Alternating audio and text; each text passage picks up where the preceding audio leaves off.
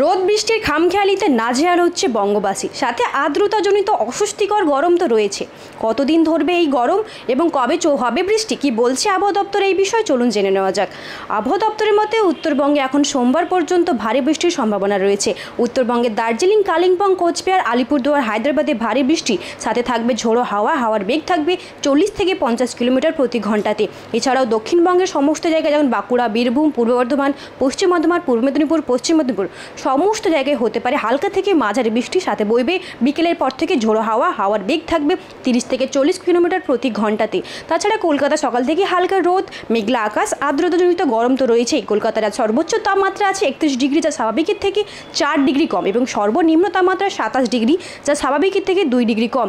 কলকাতায় সকাল থেকে হাওয়াতে অতিরিক্ত আর্দ্রতা থাকবে, আর্দ্রতার পরিমাণ থাকবে 98%, যার জন্য ঘেমে থাকার সম্ভাবনা বেশি।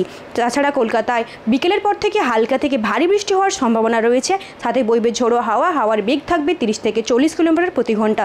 এছাড়াও দক্ষিণবঙ্গের উত্তর দিনাজপুরে এবং দক্ষিণ দিনাজপুরে সব থেকে ভারী বৃষ্টি হওয়ার সম্ভাবনা রয়েছে আজকে। ক্যামেরায় রাজের সাথে আমি আশা, নিউজ ইউনাই কলকাতা।